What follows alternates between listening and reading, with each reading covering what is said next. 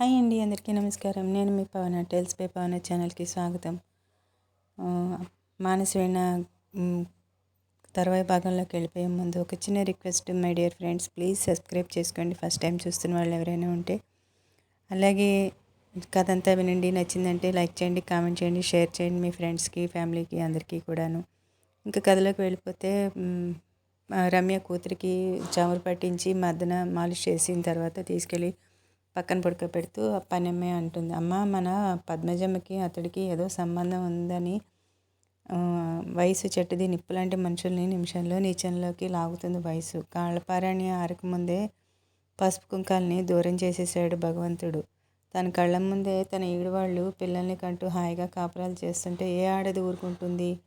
సానుభూతిగా అంది ఆ పనమ్మాయి. రమ్య మాట్లాడినట్టుగా చూడసాగింది. అయినా పెద్దయ్య గారిది తప్పు. ఎవడు ఏ దారిని పోతే తనకేంటి? పిచ్చాడని చేరదీసి ఉంచుకోవడం వారిదే తప్పు. ఇంట్లో విధవ చెల్లెలు ఉందని మర్చిపోవడం వారిదే తప్పు. ఉదయం నారాయణరావు రమ్య గదిలోకి వచ్చాడు. బారసాల కార్యక్రమం గురించి, పిలవవలసిన చుట్టాల గురించి మాట్లాడడం అయ్యాక అన్నయ్య అంది రమ్య. వెళ్ళబోతున్న నారాయణరావు ఆగాడు. ఏమ్మా అన్నాడు. ఆ పిచ్చాడికి నువ్వు ఆశ్రయం ఎందుకు ఇచ్చావన్నయ్య? ఊరంతా రకరకాలుగా అనుకుంటున్నారంట. దానికి మానవత్వం అన్న జవాబు తప్ప ఇంకేమీ లేదమ్మా నా దగ్గర అన్నాడు. అనాథల పట్ల, అమాయకుల పట్ల మానవత్వం చెప్పడం మంచిదే అన్నయ్య. స్వర్గానికి మెట్లు వేసుకునే తాపత్రయంలో నువ్వు అన్నీ మంచి పనులు చేయాలన్న నిశ్చయంతో ఉన్నావు. దానికి నిన్నెవరూ నిందించరు, కానీ ఆ స్వార్థంతో ఈ ఇంటి పరువు ప్రతిష్టలు దెబ్బతింటే నిన్నెవరూ క్షమించరు. ఈ ఇంటి పరువు మర్యాదలు కాపాడుకోవాల్సిన బాధ్యత జ్యేష్ఠుడివిగా నీ మీద ఉన్నది. ఈ చిన్నదాని నోటి ఇంత పెద్ద మాట రావడం నీకు ఆశ్చర్యంగా ఉందేమో, కానీ నాకు కొన్ని సంగతులు తెలుస్తున్నాయి. ఏంటమ్మా ఆ సంగతులు అన్నాడు. అతడు పిచ్చివాడే అయినా వయసులో ఉన్నవాడైనా అయితే ఇంట్లో ఏ సుఖమో తెలియని విధవ చెల్లెలు ఉందని మర్చిపోకు అంది. నీ భయం నాకు అర్థమైందమ్మా, కానీ మన పద్మజ ఎటువంటిదో మనకు తెలియదా? మళ్ళీ పెళ్లి చేస్తానన్నా వద్దన్న మనిషి కదా. లోకం ఏదో అంటుంది. వాటి ఆధారంతో నిప్పులాంటి మనుషుల్ని శంకించిన విజ్ఞత కాదు రమ్య. లోకం ఏదో అనడం కాదన్నయ్య. ఆయన కళ్ళారా చూశారని చెప్పాలనిపించింది రమ్యకు. అక్క మీద, అభాగ్యురాలైన అక్క మీద తన చాడీలు చెప్పే నీచ స్థితిలోకి జారుతోందా? ఆ పిచ్చివాడిని ఏదో విధంగా తరిమేసా తప్ప ఈ కళంకం దూరం కాదు. లక్ష్మణరావు అన్నయ్య అందుకు సమర్థుడు. ఇది అందరి నోళ్ళల్లో పడకముందే, ఈ ఇంటి పరువు మర్యాదలు మంట కలిసిపోకముందే అతన్ని ఊరి నుంచి సాగనంపాలి. బారసాల అయిపోయాక ఎక్కడ చుట్టాలో అందరూ అక్కడికి వెళ్ళిపోయినాక మెల్లగా చిన్నన్నయ్య చెవిలో వేయాలి ఈ విషయం అనుకుంది. చెబితే ఆయనకి కూడా సహాయం చేస్తారు ఈ పనికి అనుకుంది. రమ్య ఆలోచనలు అలా ఉన్నాయి. నారాయణరావు పైకి నిబ్బరంగా మాట్లాడినా అతని మనసు కూడా వికలమైపోయింది. నిప్పులెందే పొగరాదంటారు కదా. ఈ నిప్పు ఎవరు వేసి ఉంటారు? ఈరోజు ఉదయం ఊరు మధ్య నుండి వస్తుంటే తను వినరాని మాటలు విన్నాడు. పాపం అమాయకుడు. వయసులో ఉన్న విధవ చెల్లెలు ఉందని మర్చిపోయాడు. ఆవిడకు పిచ్చివాడైతేనేం బిచ్చిగాడైతేనేం వయసుకు అడ్డుగట్ట వేసేవాడు కావాలి, కానీ పిచ్చివాడైతే ఎవరూ అనుమానించరని ఆవిడ ఊహ. కానీ లోకం కళ్ళు మూసుకుని ఉంటుందా? నారాయణరావు వినాలనే ఆ విసరబడింది. రచ్చబండ మీద సమాసమైన నలుగురు పెద్ద మనుషుల నుండి అందులో ఆలయం పూజారి రామాచారి కూడా ఒకడు అందులో ఉన్నాడు. లోకం ప్రతిదీ భూతద్దంలోంచి చూస్తూ ఉంటుంది. అతడి వయసుకు తన వితంతు సోదరికి ముడిపెట్టి కదలల్లి ఆనందిస్తోంది. తన చెల్లెల్ని తన నమ్మకపోతే ఇంకెవరు నమ్ముతారు? ఎవరో ఏదో అన్నారని ఇప్పుడిప్పుడే స్పృహలోకి వస్తూ ఉన్న బాబుని ఇంటి నుండి పంపేయడం ఎలా? అతడికి ఇప్పుడిప్పుడేగా ఇల్లు వాకిలి గుర్తుకు వస్తున్నాయి. తనే ఒకనాడు వెళ్ళిపోతాడు. నిన్న నల్లావు మందలో ఈనింది. పద్మజ పని అయిపోయాక దొడ్లోకి వచ్చింది. గోధుమ రంగులో ముఖం మీద తెల్ల మచ్చలతో దూడ ముద్దొస్తోంది. మట్టి తినకుండా బుట్ట మూతికి కట్టారు. పొలం నుండి వచ్చాడు బాబు. అతడు ఇంకా భోజనం చేయలేదు. పద్మజ ఇంట్లోకి వచ్చి భోజనం పట్టుకు వచ్చింది. బాబు వెంటనే భోజనానికి కూర్చోలేదు. చేతులు వెనుకగా చాచి పద్మజను సమీపించాడు. చటుక్కున చెయ్యెత్తి పద్మజ నుదుటిన ఏదో పెట్టాడు. అడవి పువ్వులతో అల్లిన దండలు చేతులకు చుట్టాడు. మెడలో పువ్వుల దండ వేశాడు. చప్పట్లు కొట్టాడు. ఇప్పుడు చూడు, అచ్చు మీరాబాయిలాగా ఉన్నావు అన్నాడు. చేష్టలు దక్కి చూస్తూ నిలబడిన పద్మజమ్మ వివరణమైన మొహంతో ఏం చేసావు బాబు అంది వణికిపోతూ. గుండె దడదడా కొట్టుకోసాగింది. మొహం స్వేదంతో అల్లుకుపోయింది. బోసి మొహంతో మొండి చేతులతో నువ్వు ఉంటే నాకు బాగుండడం లేదు అమాయకంగా అన్నాడు. ఇతంత స్త్రీకి ఈ అలంకరణ ఏమిటి బాబు? ఇవి నాకు దేవుడు లాక్కున్న వస్తువులు. మనుషులు ఇస్తే ఓరవలేడు. దేవుడికి కోపం తెప్పించకూడదు అని గబగబా పద్మజ దండలు తెంపేసి కుంకుమ జరుపుకుంది. బాబు కళ్ళల్లో బాధ రెపరెపలాడింది. ఇంట్లోకి వచ్చిన కొంచెం సేపటికి సతీష్ని పిలిచి బాబు భోజనం అయిపోయిందేమో చూసిరా, లేకపోతే ఏమైనా కావాలేమో అడుగు అని చెప్పింది పద్మజ. వాడు తిరిగి వచ్చి బాబు అక్కడెక్కడా లేడు, కుక్క విస్తరి ఖాళీ చేస్తోందని చెప్పాడు. బాబు అన్నం తినకుండా వెళ్ళిపోయాడని తెలిసిన పద్మజ మనసు చివుక్కుమంది. బారసాలకు ఆహ్వానింపబడిన బంధువులు ఒక్కొక్కరే దిగడంతో పద్మజకు ఊపిరి సలపని పనిలో నిమగ్నమైంది. బారసాల రోజు బంధుమిత్రులకి ఘనంగా మర్యాదలు జరపబడ్డాయి. రమ్య కూతురికి కవిత అనే నామకరణం చేయబడింది. రాత్రి 12 గంటల సమయం. పంచమచంద్రుడు అప్పుడప్పుడే ఉదయిస్తున్నాడు. కొద్దిగా ఎరుపుతనంతో కూడిన మసక వెన్నెల పెరటి వరండాలో మంచం మీద గాఢ నిద్రలో ఉన్న పద్మజ మీద ఏటవాలుగా పడుతోంది. పరిసరాలు ప్రశాంతంగా నిశ్శబ్దంగా ఉన్నాయి. పొద్దుటి నుండి పనితో అలసిపోయిన పద్మజ ఒళ్ళెరుగ నిద్రలో ఉంది. ఇంట్లోంచి నెమ్మదిగా వచ్చిన పురుషాకృతి 2 నిమిషాలు మంచం పక్కగా నిలబడింది. ఆ తర్వాత ఆ ఆకృతి ఆమెను ఆక్రమించుకుంది. పద్మజ కెవ్వుమనిపోయింది. కానీ అతడు కసిగా ఆమె నోరు నొక్కేదడు. అరవకు, ఇంట్లో వాళ్ళు లేస్తే నీకే తలవంపులు. ఏ ఉపాయం చేతనైనా నేను తప్పుకోగలను, గొంతు తగ్గించి అన్నాడు ప్రకాశం. పద్మజ పెనుగులాడిన కొద్దీ అతడిలో పైశాచిక బలం పెరిగిపోసాగింది. సవాల్ చేశావు కదా నన్ను, పువ్వును నలిపినట్టు నలిపి నా కసి తీర్చుకుంటానే. చెట్టంత మగవాడిని పట్టుకుని పురుగును దులిపినట్టు దులుపుతావు కదూ, ఆడదానివి ఏం చేస్తావే నన్ను? అతడు ఓ చేత నోరును గట్టిగా మూయడం వల్ల పద్మజకు నోటి నుండి శబ్దం రావడం కష్టంగా ఉంది. దెబ్బ కొడితేనే పాము పగబడుతుంది, నన్ను అవమానిస్తే కూడా అంతే. పాము పగ కాటుతో పోతుంది. నా పగ నిన్ను అనుభవించి ఊరందరి ముందు కులటుగా నిన్ను నిలబెడితేనే పోతుంది. పతివ్రత వేషాలు వేస్తావు కదూ. ఇప్పుడు ఒక పిచ్చివాడితోనే నీకు సంబంధం ఉందని ఆడిపోస్తోంది లోకం. ముందు ముందు వయసున్న మగవాడితోనల్లా నీకు సంబంధం ఉందని ప్రచారం చేస్తాను. నలుగురు చీకొట్టేలా చేస్తాను. పద్మజ పెనుగులాడుతూనే ఉంది. పెనుగులాడడానికి కూడా బలం లేకుండా ప్రకాశం పశుబలంతో పట్టుకున్నాడు. ఇంతసేపు గుమ్మం దగ్గర నిలబడి ఒక నీడ ఒక అడుగు ముందుకు వేసింది. ఇంతలో ఒక అద్భుతం జరిగిపోయింది. మెరుపులా వచ్చిన మరొక పురుషాకృతి ప్రకాశం మీద దబిల్లున పడి పక్కకు లాగింది. 10 నిమిషాల సేపు ఇద్దరికీ హోరాహోరీ ముష్టి యుద్ధం జరిగింది. బాబు చేతిలో చావు దెబ్బలు తిన్న ప్రకాశం ఒక పక్కకు ఒగర్చుకుంటూ నిలబడ్డాడు. ఈ దెబ్బలాట శబ్దానికి ఇంట్లో వాళ్ళకి నిద్రాభంగం జరిగి ఒక్కొక్కరే పరిగెత్తుకుంటూ వచ్చారు. పుణ్యానికి పోతే పాపం ఎదురైనట్టు ఈ ఇంటి పరువును నిలబెట్టపోతే చావు దెబ్బలు తిన్నాను బావా, కళ్ళవల్లి ఏడుపులతో ప్రకాశం అన్నాడు. చాలా రోజుల నుండి సాగుతోంది వీళ్ళిద్దరి మధ్య ప్రేమ వ్యవహారం. ఒకరోజు ఎలాగైనా వీళ్ళిద్దరినీ పట్టి నీకు చూపాలని రాత్రి కాపలా వేశాను. నిన్ను లేపుకు వచ్చి చూపాలనుకునేంతలో ఎలాగో వీడు చూశాడు, పని పెట్టాడు. నారాయణరావు చేతిలో టార్చి బాబు మొహమే పడింది. బాబు మొహం అతి భయంకరంగా ఉంది. కళ్ళు అగ్నిగోళాల్లో ఉన్నాయి. పళ్ళు పటపటా కొరుకుతున్నాడు. కోపంతో ఊగిపోతున్నాడు. ప్రకాశం చేసిన ఫిర్యాదు వినగానే అతడి మీదకి వెళ్ళబోయాడు. ఆగక్కడ. నారాయణరావు మాట ఆజ్ఞలా లేదు, గర్జనలా ఉంది. బాబు చటుక్కున ఆగిపోయాడు. బాబు వైపు ఒక అడుగు గంభీరంగా వేశాడు నారాయణరావు. తిన్న ఇంటి వాసాలు లెక్క పెడతావా దుర్మార్గుడా? పాపమని చేరదీస్తే నా ఇంటి పరువునే మంట కలుపుతావా? చెళ్ళు చెళ్ళుమంటూ బాబు చెంపలు వాయించాడు. ఆశ్చర్యం, నారాయణరావు మీదకి తిరగబడే ప్రయత్నమే చేయలేదు బాబు. అతడి దెబ్బలను తప్పించుకోవాలని కూడా చూడలేదు. వెళ్ళిపో నా కళ్ళ ముందు నుండి. మళ్ళీ నా కళ్ళబడ్డావంటే నిన్ను చంపి నీ శరీరం కాకులకి గద్దలకి ఆహారం చేస్తాను అన్నాడు. బాబు గిరుక్కుని తిరిగి వచ్చినంత వేగంగా వెళ్ళిపోయాడు పెరటి తలుపులో నుంచి. ఈ జరుగుతున్న దానికి మతిపోయిన దానిలా బొమ్మలో నిలబడిపోయిన పద్మజ అన్నగారు తనని సమీపిస్తుంటే భయంతో బిగుసుకుపోయింది. మళ్ళీ పెళ్లి చేస్తానంటే వద్దన్నావు. నా చెల్లెలు పెద్ద నిగ్రహ పరురాలని మురిసిపోయాను. ఇలా చీకటి చాటు పనులు చేస్తావని, నా ఇంటి పరువు మంట కలిపే నీచురాలు అవుతావని అనుకోలేదు. అతడి చేయి బలంగా పద్మజ చెంపను తాకింది. అన్నయ్య! వేటగాడి బాణపు దెబ్బతిన్న పక్షి కింద కూలిపోతూ అలాగే అరుస్తుందేమో. లోకానికి చెవులే కానీ కళ్ళు లేవనుకున్నాను. కానీ నిజాన్ని నాకంటే ముందు అదే గుర్తించింది. అతడు పెద్ద నిట్టూర్పుతో అన్నాడు. కొంతసేపటి తర్వాత ఇదేం సంగతి చర్చించుకుంటూ పక్కల మీద కూర్చున్నారు. పద్మజ మంచం మీద పడి కుళ్ళి కుళ్ళి అడవసాగింది. నిజం చెప్పినా నమ్మలేని పరిస్థితి. బాబు అర్ధరాత్రి సమయంలో యువతలకు ఎందుకు వచ్చాడని అడిగితే ఏం చెప్తుంది జవాబు? ఎందుకు వచ్చిన ఆపద్బాంధవుడిలా వచ్చాడు. తన అపవిత్రం కాకుండా కాపాడాడు. మరొక గదిలో రమ్య కూడా అలాగే ఏడుస్తోంది.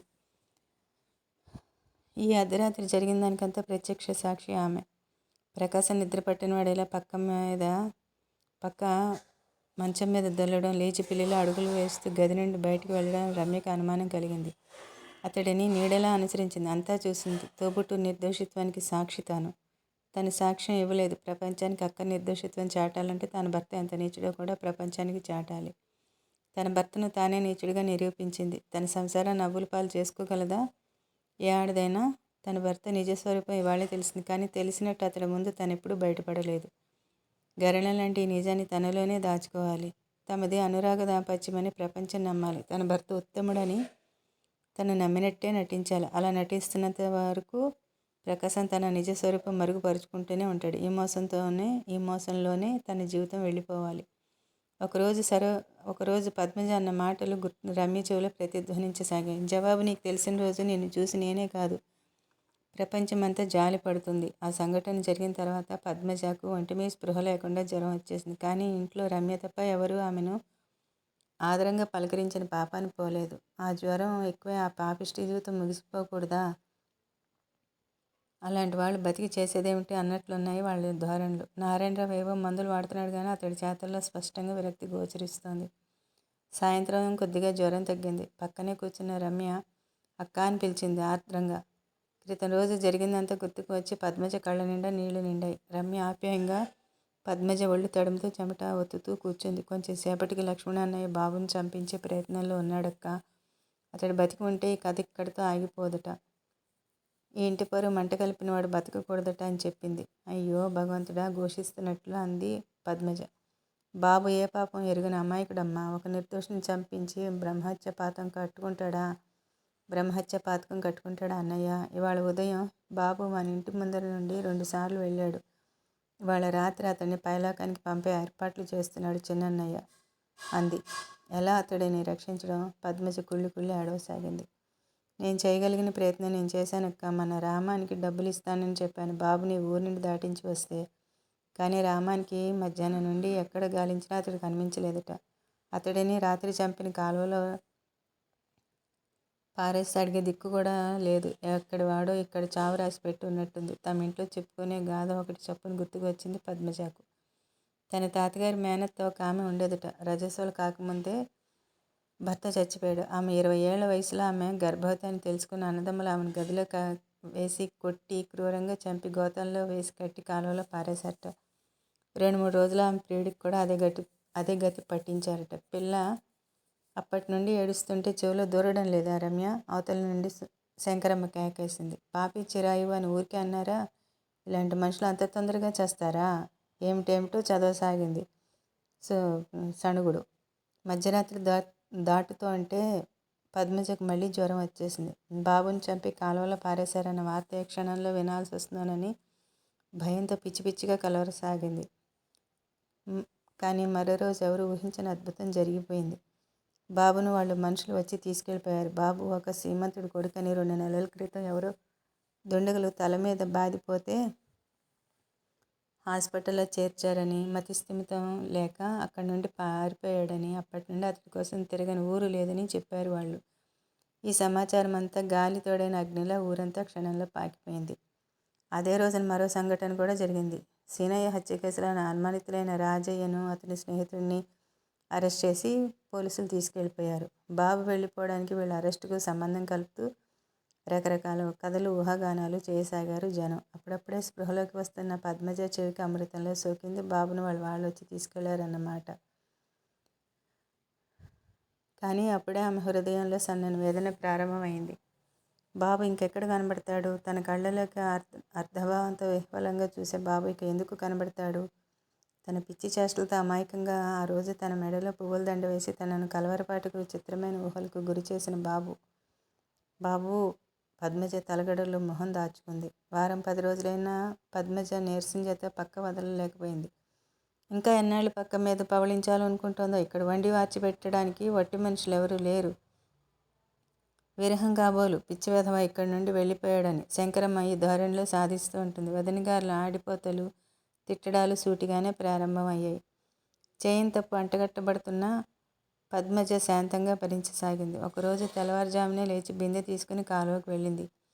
కాలువ నిండుగా మోత చేస్తూ వడివడిగా సాగిపోతోంది. చల్లగాలి వీస్తోంది. పరిసరాలు ఏకాంతంగా ప్రశాంతంగా ఉన్నాయి. పద్మజ బిందె పక్కన పెట్టుకుని చాలాసేపు ఒడ్డున కూర్చుంది. తన మీద ఎంతో నమ్మకం ఉన్న అన్నయ్య, తననెంతో ప్రేమించే అన్నయ్య తనను చూస్తేనే మొహం తిప్పుకుంటున్నాడు అసహ్యంతో. చేయని తప్పుకు శిక్ష అనుభవిస్తుంది. చెల్లెల మొహం చూసి ఆ దుర్మార్గుడు దుష్టబుద్ధి బయట పెట్టలేకపోతుంది. అయినా అర్ధరాత్రి పూట బాబు యువతలకు ఎందుకు వచ్చాడో దానికి ఏం సమాధానం చెబుతుంది?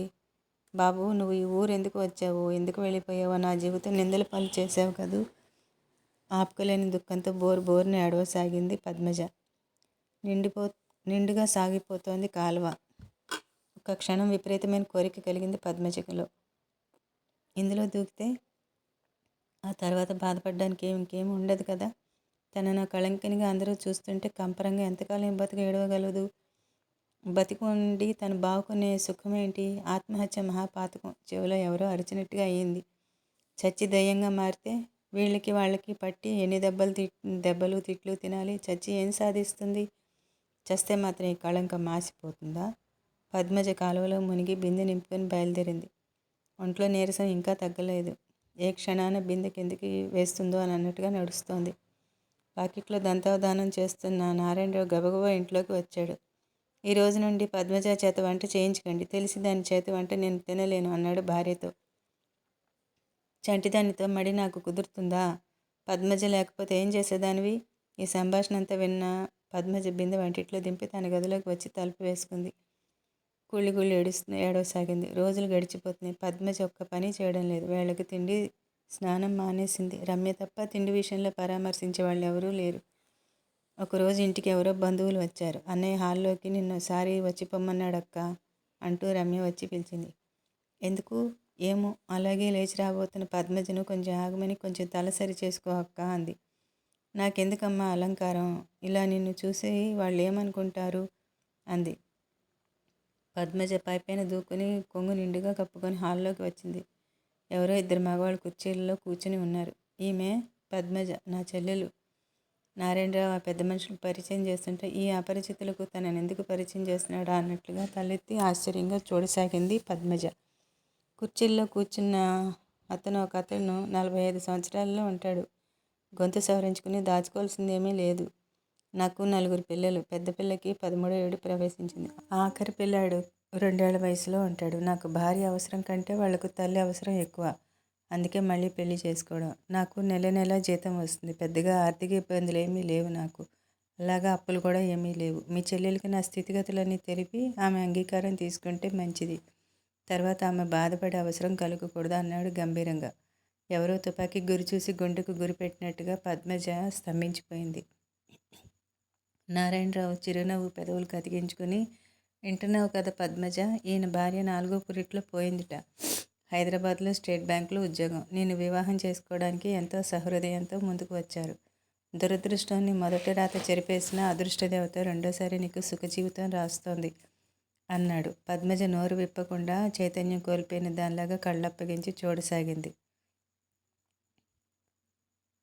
ఎంత రెండోసారి వివాహమైన ఆమె ఏం అభిప్రాయం వెలిపించగలదు? తర్వాత ఆమె అభిప్రాయం కనుక్కొని మాకు తెలుపండి. ఒక మంచి రోజు ఏ గుడిలోనో 4 పెద్దల సమక్షంలో ఆ పెళ్లి క్లుప్తంగా జరిపిస్తే చాలు. ఇద్దరికీ ఆ మొదటి ముచ్చట్లు తీరిపోయినాయి కదా.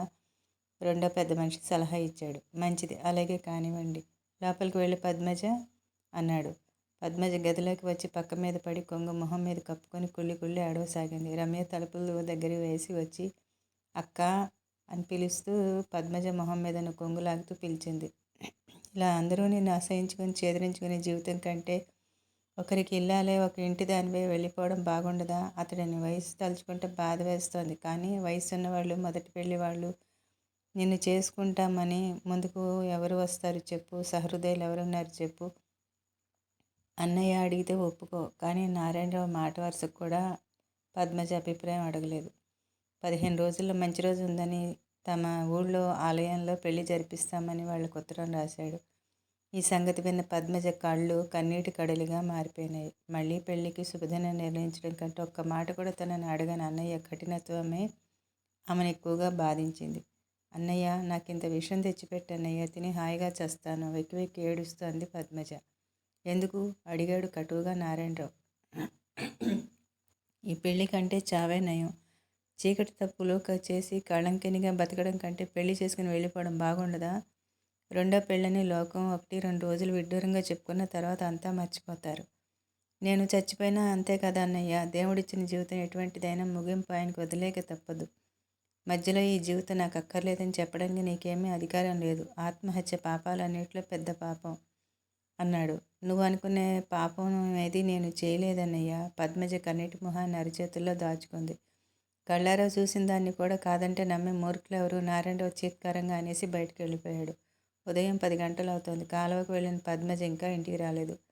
ఇంతవరకు ఇల్లు గుర్తు రాలేదు. బయట ఇంకేం కథలు నడుపుతోందో. చిచి, ఇలాంటి మొహాలు చూస్తేనే పాపం.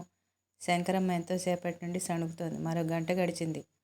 బయటికి వెళ్ళిన నారాయణరావు ఇంటికి వస్తూనే, మీ చెల్లెలు తెల్లవారుజామున కాలువకు వెళ్ళిన మనిషి ఇంతవరకు ఇంటి మొహం చూడలేదు. ఆవిడ ఇంకెక్కడ ఏం విహారాలు సలుపుతోందో వెళ్ళి చూడండి అని చెప్పింది భార్య. నారాయణరావు గుండెలో రాయి దొర్లి పడ్డట్టుగా అయింది. కాలువ నిండుగా ఉన్న సంగతి, పద్మజ గత 15 రోజులుగా ఎవరికి మొహం చూపించలేకపోతున్న సంగతి, రేపు జరగనున్న పెళ్లి వద్దన్న సంగతి, కాలువ నిండుగా ఉన్న సంగతి, సరోజ మొహం చూపించలేక ఒక క్షణం కూడా ఆగకుండా పద్మజ 15 రోజులుగా ఎవరికి మొహం చూపించలేకపోతున్న సంగతి, ఊరి వాళ్ళు జరగనున్న పెళ్లి వద్దన్న సంగతి అతడికి ఒక్కసారిగా గుర్తుకు వచ్చి మొహం అలా నడుస్తూ ఉంటే ఈత చెట్టు క్షణం కూడా ఆగకుండా పద్మజ మనిషి కనిపించలేదు. అయ్యో ఫ్రెండ్స్, ఎలా ఉంది అప్డేట్ నచ్చినట్టయితే కనుక లైక్ చేయండి, కామెంట్ చేయండి, షేర్ చేయండి, అలాగే మర్చిపోకుండా సబ్స్క్రైబ్ చేసుకోండి. Thank you for watching.